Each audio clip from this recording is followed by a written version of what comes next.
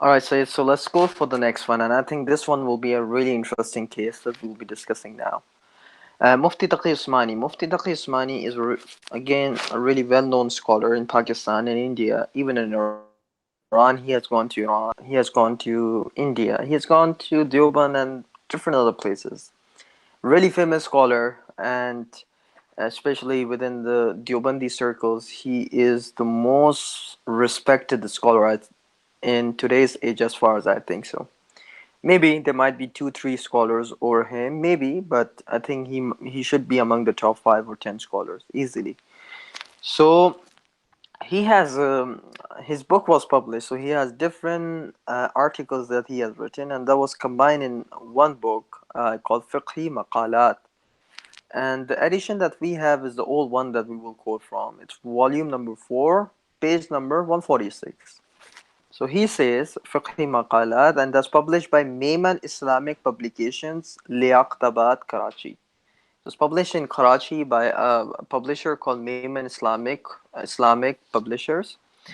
And yeah, so this was published in January 2004. Now, why I'm going into these details, obviously, you'll be wondering the answer, inshallah, in a few minutes.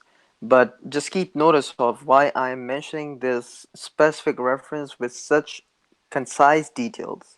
Or should I say, such precise detail. So he says in page, चुनाचे फरमाया कि अगर किसी इंसान की नाक से खून बह पड़े और वो इस खून से अपनी नाक और पेशानी पर सूरह फातिहा लिखे तो शिफा के हुसूल के लिए बतौर इलाज ऐसा करना जायज़ है, और अगर पेशाब से लिखे और इसको ये मालूम हो कि इसके अंदर मेरे लिए शिफा है तो इसमें भी कोई हर्ज नहीं, लेकिन ये बात मनकूल नहीं। वजह इसकी यह है कि शिफा के हुसूल के वक्त हुर्मत साक़ित हो जाती है। क्या आपको मालूम नहीं कि ज़रूरत के वक्त प्यासे इंसान के लिए शराब पीना और भूखे इंसान के लिए मुर्दार का खाना जायज़ है? Sayyid, can you read the English, please? Yeah, sure.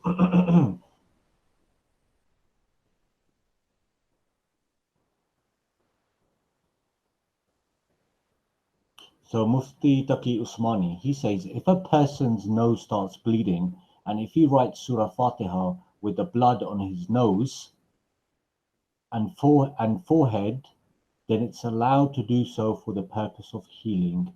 Moreover, if he writes Surah Fatiha via his urine and he knows that there is healing for me, if I do this, then there's no problem in doing it.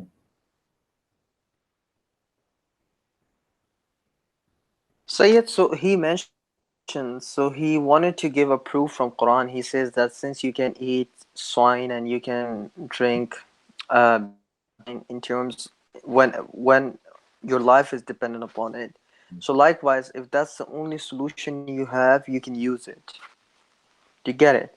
But tell me, any hadith from Rasulullah, any ayah in the Quran, or any specialist in medical, or in medical field, that by writing Quran using your urine can cure you.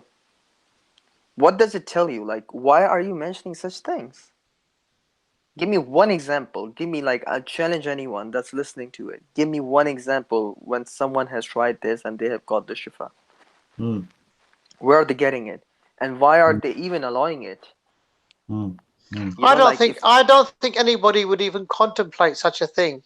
How could anybody think about writing the Quran with urine? Do you remember that there was a strategy not so long ago? Oh, well, we're not bound by the sayings of, what is it? How did it go? Oh yeah, that's right. I found that really amusing. Someone pointed out that the same individual, the new kid on the block, who's very fond of quoting Shia narrations. Someone pointed out it's something that we actually addressed in one of the shows, that when he talked about a certain narration about the merits of going on ziyarat. Someone pointed out that we had actually addressed and shown narrations which had a penis length determination to read salat, and when that was when a brother tweeted that to him, his response was, "I'm not bound by the comments of fallible scholars." So basically, when it comes to your own books, you'll simply, rather than address them, you'll simply, "I'm not bound by them," because basically you don't like that narration, so I'm not bound by it. Yeah, But that's not really a very academic way to address things, is it? yeah, but anyone could use that approach. I could say, well, I'm not bound by any tradition or the statement of any scholar. Absolutely, I can simply say, well, yeah, if you're going to say, "Oh, because our scholars are not fallible, your imams are infallible," but obviously the narrative, the books, the chain might be weak. You know, we could have all sorts of excuses. But imagine that. And the funny thing is, when we come to issuing fatwa edicts, then we're in a different game ball. You know, it's a different ball games, because obviously that's got a higher level, because you've got a scholar issuing an edict. So edicts are based on an analysis of what's in the Quran and the Sunnah. So your Hanfi scholars, my dear friend, have deduced from, however they have, I don't know, Allah knows best, but they have deduced from their research and their sources that leading the Hanfi Salat, if they're two individual, is actually based on the size of one's manhood. You can't simply distance yourself away and say, because I don't like it, I'm distancing myself from it. That's nonsense. And here we go. Address this one now. You try to explain to us how any individual would even contemplate writing Surah Fatiha with his urine. But we'll ignore all that, of course. You know, our prime focus is just to, you know, make other schools of thought just look bad. You know, not dealing with the academic side, anything like that. But anyway, may Allah guide us. Let's come to the next, guide all of us, inshallah. Let's come to the next passage. Say before we go now the thing that we have discussed this. Now, what happened was that when this book was republished, they took the whole passage out. The same book was republished and the whole passage has been taken out. They were so embarrassed by this. So even if they would try to look for a justification, it goes out the window, because even their own scholars knew, okay, this text is going to be problematic. So the best thing to do is just remove it. So they removed the whole... Yeah. So anyone that is answering this, as Sayyid Ali mentioned, before you answer this, tell us the reason why this was removed. Why was it removed? Because your own scholars didn't.